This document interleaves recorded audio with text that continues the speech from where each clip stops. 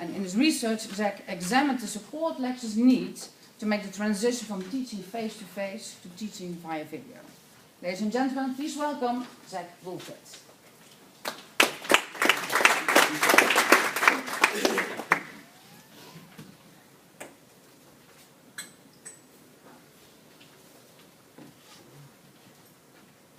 Okay, thank you very much, ladies and gentlemen. It's a real honour and pleasure to be here. Thank you to all the organisers for putting this together.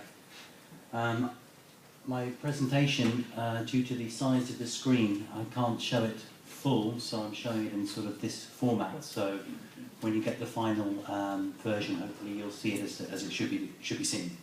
And I've titled it An Essential Skill for 21st Century Lecturers. I think video teaching is absolutely essential. And I believe that many of the people here have that same opinion, that we need to be teaching via video. You could also subtitle this Waves, Stairs and Paths. I know that a number of people saw the presentation last week. Remind me who that was, who saw the presentation? Okay, a couple of people, so thank you. I've added a few other things to keep your attention as well.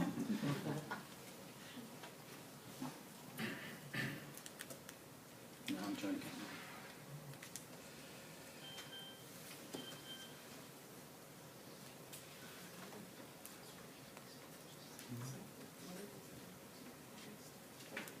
We might lose a bit on the left-hand side. I'm going to do it in this format. So if we talk about frameworks and strategies, how can we get the most out of video in higher education? That's what we're looking at. So my goal, I guess, is to visualize and understand the transition that teachers need to make from teaching face-to-face, which is what we're doing now, to teaching via a camera, one camera or two cameras, maybe, or more cameras. So it's an adjustment of the teaching technique. What do you need to do that? And if you think about the problem, I see it as an illiteracy. We are experiencing a great age of illiteracy. If you think in certain times in history, after certain events, there were large populations who could not read and could not write, and there were drives were made in order to help people to learn to read and write. If you think of the book and writing, people were born into a world with books and writing. They just couldn't read or write. They'd never done that. And now they had to be trained. So there were certain drives historically when large groups of people, illiteracy went from 90% and it was reduced to 10% of the population in a decade or so. So the challenge I presented as part of the problem or scenario, we have a large group of professionals aged 20, 30, 40, 50, 60 plus, who are video illiterate. They don't know how to teach via video, they don't know how to use the technology. So we're here today to try to help people through that process, to create a sort of an increased literacy. Maybe in 10 years' time we're going to look back at it and say, oh, do you remember, it's so funny, we used to have to teach people this stuff. We used to teach people how to teach via a video camera, because everyone would have done that. So we're in that sort of process at the moment.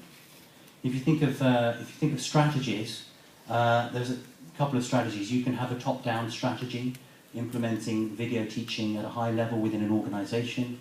That's to do with large-scale vision and mission. But there are always some obstacles. There are things stopping people, such as we don't have enough knowledge. So we have to provide the knowledge for people. We don't have enough understanding, then we need to explain things to people. We don't know how to do it, we have to show. We don't know how to experience, we haven't got experience, then we have to practice. And how do I go next? What's the next step I need to take? And the next step is, of course, finding a pathway, a route. If you look at a top-down strategy, that's from within an organisation, you have to allocate budgets and resources. You need to plan and engage the expertise. If you talk about a bottom-up strategy, that's more of the approach I'm taking, one person at a time, trying to convert people, demonstrate, illustrate, one teacher at a time to try this and experience it. That's more personal and helping the person to see what's in it for them. Or you can have an organic approach where you just sort of, it's not really structured. An example, my colleague Tom Fisser, he showed me the iPad Swivl at the beginning of September. Hey, look, this is cool, you can move around and it follows you. And I can talk into this microphone and it records my action here, and also the people in the class. So Tom showed that to me, and I said, great, I've got a class tomorrow, can we use it? And I ended up recording 7 lecture series, breaking them into a series of 14 short lectures. So you can do it organic, just grab technology and apply it and see what happens. What we'll have a look at here is how video is impacting education. A little bit off the screen here, so I might go back to the other version, if I can.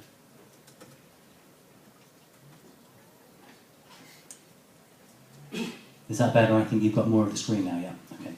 So we'll look at how video is impacting education. It's a short version of the research I've done and the results. And I'd like to focus more on the prototype, and if we have time I'll show you some examples of the video teaching that I've been doing. So the way that video is impacting education, I'm interested to know how many of you guys have made a screencast. Quite a few. What about a live lecture capture? How many of you have recorded your lecture? Okay, not as many. What about using Skype to communicate with students or other people? Okay, still about half the group. What about making a recorded studio web lecture? Okay, more of you have done that. Okay, so you see there's different level of experience even within this group. That's interesting to know. How many people have a video camera with them? Okay. Who's got 2 video cameras with them? Who's got 3 video cameras? Work phone, home phone? No, okay. 2. A lot of people have 2 video cameras. So you see we're quite conversant from that point of view. If you go back a few years ago, 1965, the first commercial camera, this one top left there, and then you might have been filmed as you were growing up. If your parents had video cameras, they might have used this type of technology. That's sort of, sometimes you see people thinking about video in that sort of context. I was had my tripod the other day, I was walking to a class to record something, and somebody said, oh, you're going to make a video. And they actually did this with their hand, and I thought, did I just see that? Is that really what I saw? But that's still how a certain generation thinks about that. But of course now we have videos everywhere in large quantities. Sorry about the nature of the slides with these text on, but we'll just have to deal with that. If you look at the white line here, this was the curve that got me interested in video teaching. The bottom part of the left-hand corner, that's where I was at the beginning of the summer, and I made a video that presented my program to students in other countries. And the viewing figures was when I was on holiday. So I was lying on the beach, and yet my teaching, my explanation was visible to people all around the world, and I thought, this is interesting, I can definitely use this in one way or another. So I have this image of the wave of technology. Here's the second wave. Are you on the left-hand side, the traditional, old school? Are you on the right-hand side? Where are you on this sort of scale? Where do you want to be? Are you in the right place? Where are your teaching staff? Where is your organisation? So you can use this as an analogy to see which side you want to move to. I'll share a story about catching the wave. This was me a few years ago in California. I'm from London originally. I didn't have any surfing experience. Tony, on the other hand, grew up in Hawaii. Can't even remember learning to surf. He just could always surf. And I wanted to go surfing. He took me out surfing. The wave came, and I was not strong enough. I didn't have enough power to catch the wave. Didn't have the muscles. I wasn't there. I wanted to catch the wave. So Tony said, don't worry. He came around behind me. As the wave came, he sort of put his board behind me and pushed me as the wave came so I could catch it. So I used that as a metaphor for what we have to do. We have to help teachers, we have to help each other catch that wave, actually to get on board and get that momentum. And this example is from 700 years ago, but if I look in front of us here, this is what I see now. I see a row of very good, obedient students, the best students at the front. The accreditation panel here on the left. Okay. And you can see people at the back. Oh dear, it's not going so well, is it? They're chatting. Somebody was out too late in the Grand Place last night. You can see them over here. Not so good. You have to look very closely. You can see some things haven't changed at all. So this was 700 years ago, but technology has developed.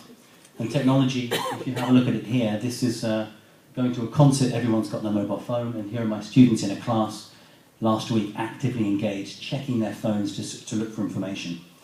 So they need to be motivated.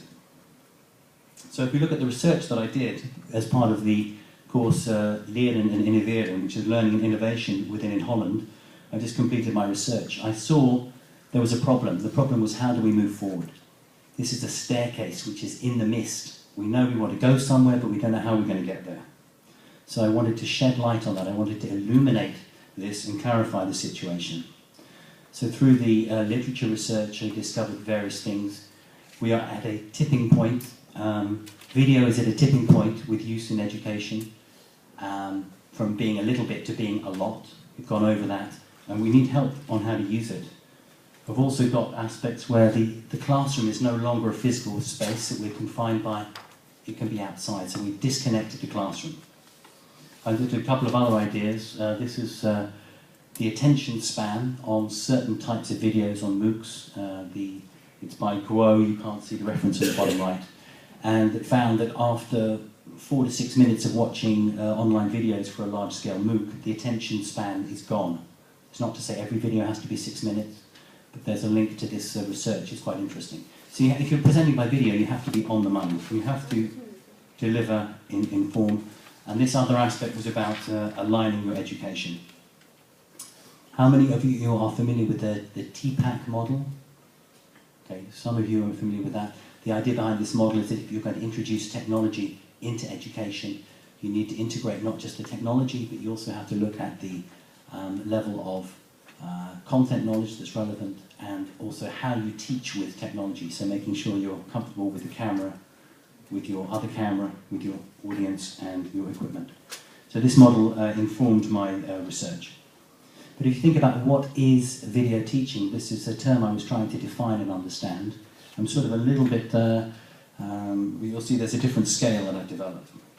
The scale here, which I will come to, I'm going to go through it in one go. Basically, the vertical axis discusses the complexity of the process in video teaching. Now, if you think about what Jack was referring to, he's talking quite a lot about instructional videos up here, and also films and documentaries, this level where it's quite complicated. The teacher has to be very involved in scripting it. I'm starting at the very basis here, using a little clip in your films, maybe participating in a webinar where the teacher is recorded but not seen, perhaps, or a slide cast where you do a voiceover. This is all fairly low impact, and then you start to get a little bit more involved. Maybe you Skype with your students, but you don't record that, or you do record it. And you're going from face-to-face to actually using an interface, computer, and then going into actually seeing yourself on screen. And this is the bit which I'm interested in when you do pre-recorded web lectures, knowledge clips, screencasts, live lecture capture. Because then as a teacher, you actually have to teach in that context. So I zoned in on this particular area, and it's the transition from being non-visible, non-recorded to being visible and recorded. How do we help educators, lecturers to cross over that point?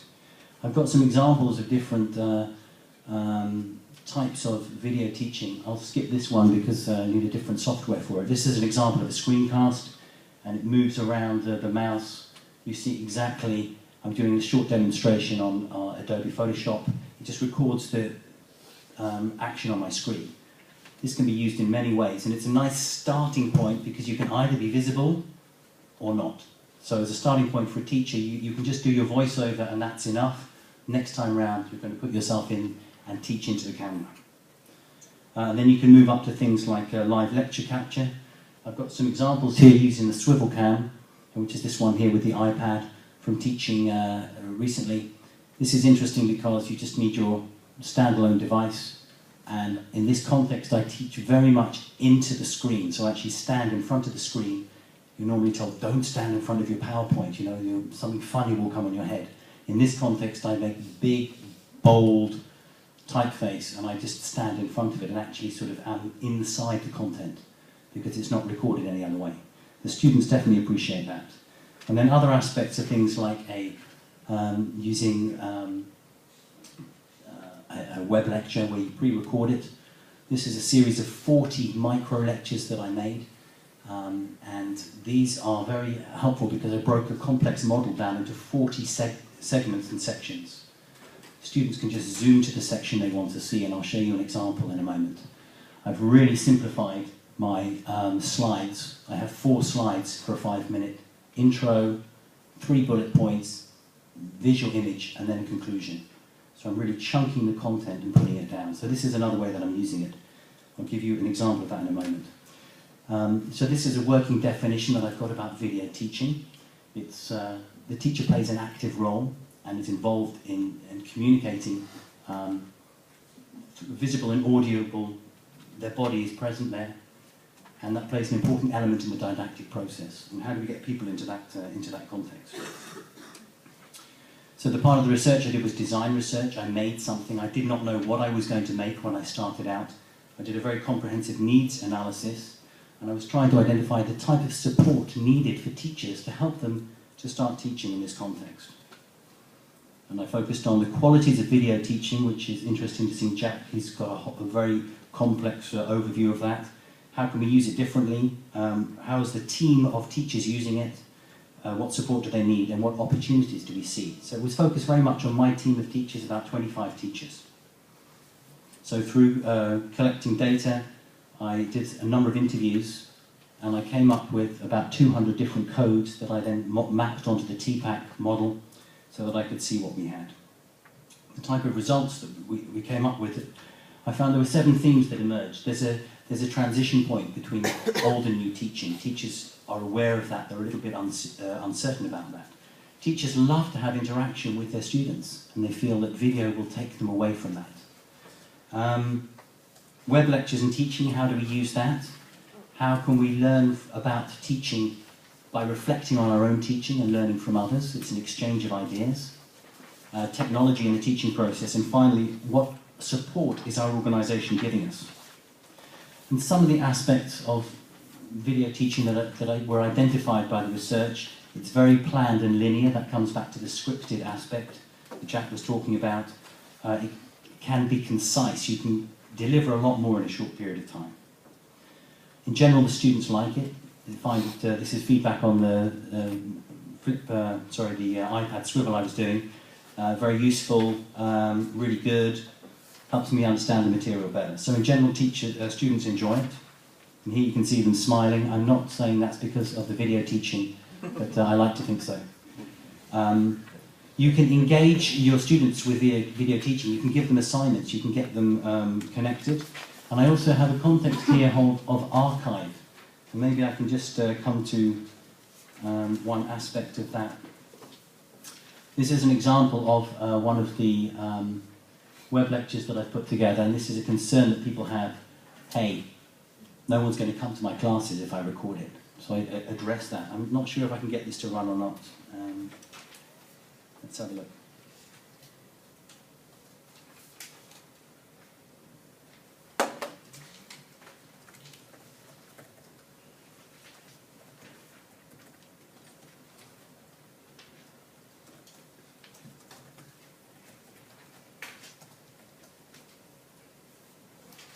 Which is recording in your class. Maybe 5–10% people do not come or have other reasons not to be there, but they view it back anyway. So and you can speed this up. People won't come to my class. If I'm going too slowly. Often from people is that the web lectures are incredibly boring, and I have to agree with you.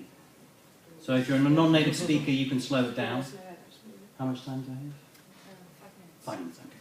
So if you look at the structure of this, very simple pictures, strong images, and I'm talking over the top of it, and you can jump through the slides quite easily.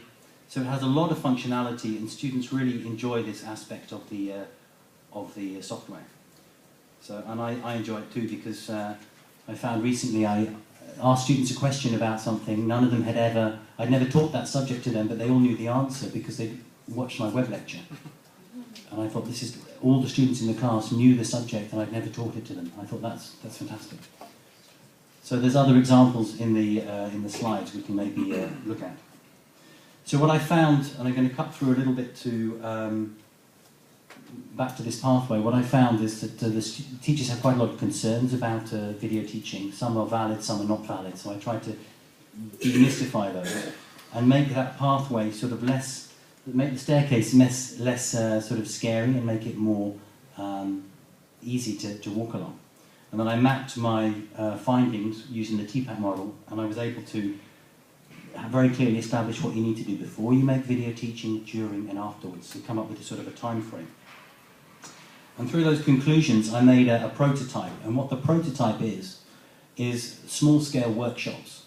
So that video you just saw, that's an example of at a small-scale workshop preparation. You do watch 5 of these videos in advance, prepare your PowerPoints, come to the workshop, and then with your group of maybe 2 or 3 other teachers, practice making a video, practice your teaching, reflect on it, give each other feedback. And that's really just helping people over that first obstacle. I look funny on video, my voice sounds strange, I'm no good on video, I don't like it, I'm a bit afraid of it. Just helping them over that, it's that push that Tony gave me, just to get you on the way. So that's an example of one of the lectures. Here are the 5 preparation web lectures that I put together as part of the training course, explaining the workshop, some myths about web lectures, making friends with technology. I'm having an interesting relationship with technology this morning. I think we all have that every now and again.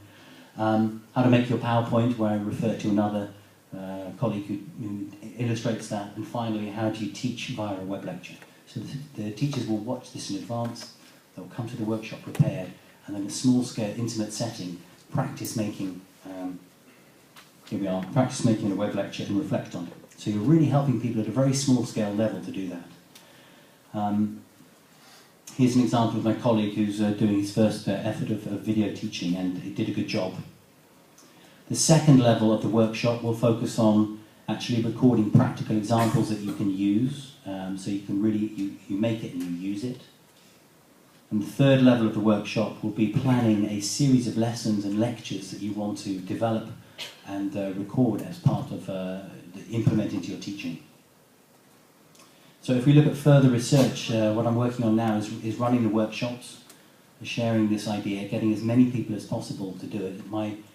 My bottom-up strategy is 1 teacher at a time, one-to-one.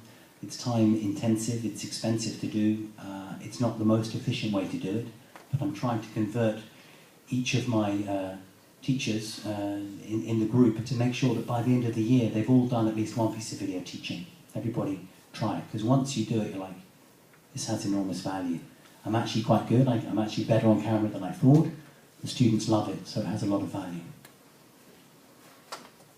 So the other aspect I'm looking at is to develop this scale, moving up from just the simple implementing a clip into your slides all the way up to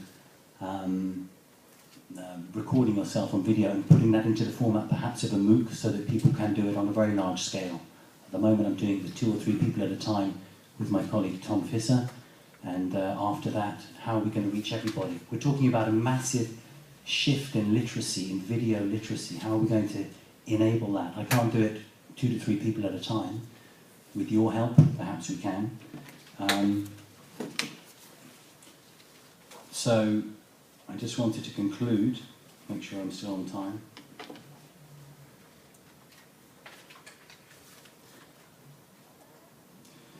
By saying that together it's really up to us as a group to develop frameworks and strategies for the great, what I've called the video teaching literacy push, so that we as educators can use technology to improve the learning of the current generation of students. So I'd like to thank you very much for your attention and invite you to ask some questions. Thank you very much.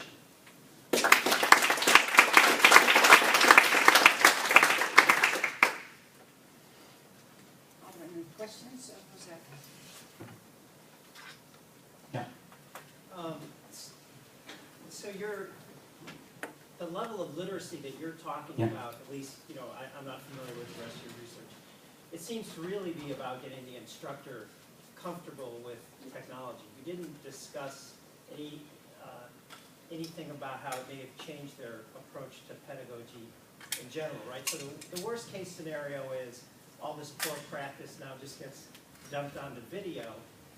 So I'm wondering how much you're interested or seeing some transformation in how people actually use media to teach more. Yeah, it's an interesting question. Thank you for that. The idea is, how do you just focus on getting people to do it? So a bad teacher is still a bad teacher on video, or do you find a way to actually improve their teaching technique? I think when people see themselves on video, they see themselves for what they are. And I know when I first recorded a video, I was quite shocked, and we all have that experience, like, oh, I look funny, or I'm saying and a lot, or, I'm hesitating. And the more that you do it, the more critical you always end up watching yourself on video, because you want to see how it looked and what it looked like, and you reflect on that. So I think there's a certain sense of self-correction. You also view your colleagues as well. So it's partly happens on its own. You develop a video teaching style, but in the workshops we really want to coach people step for step on that process. So it is in there in the training and the workshop to make sure that people communicate clearly. Changing teachers with 30 years experience, that's a long-term process as well. Other questions? Jack, yeah. So I'd just like to make a comment that your example of 3 or 4 video lectures which they watch in advance, and then you have a workshop face-to-face with 2 or 3, brilliant example of the flipped classroom. Okay, so which is something that I don't know how many people try that, but that's a wonderful thing to use.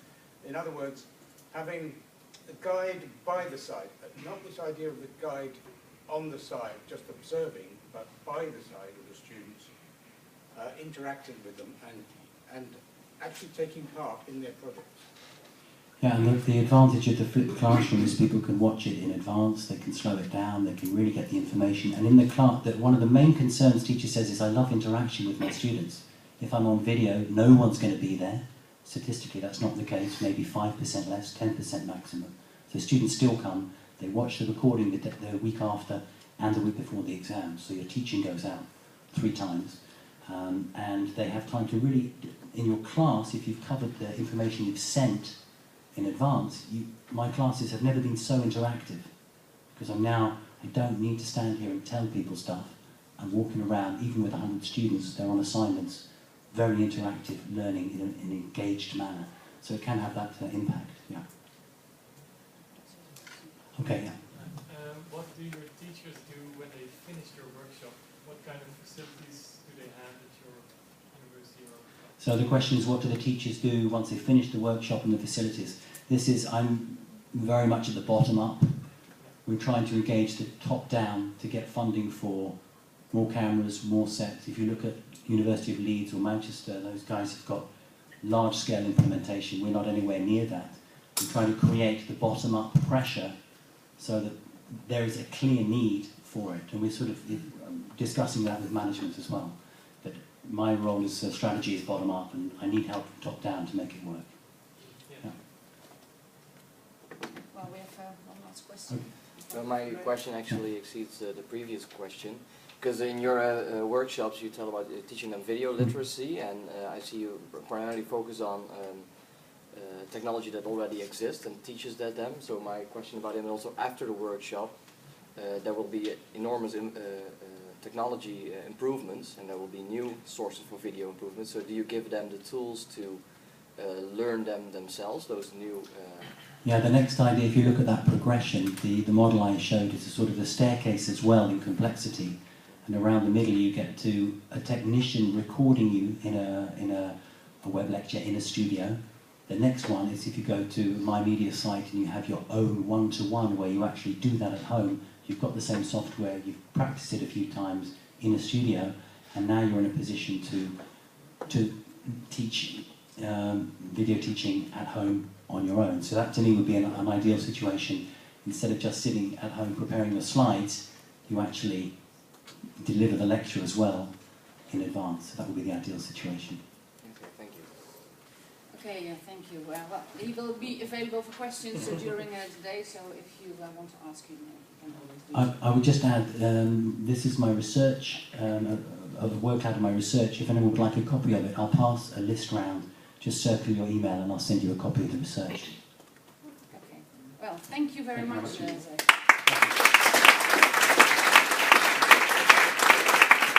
It's time for coffee. We have a coffee break in the cafeteria till 11:30 and then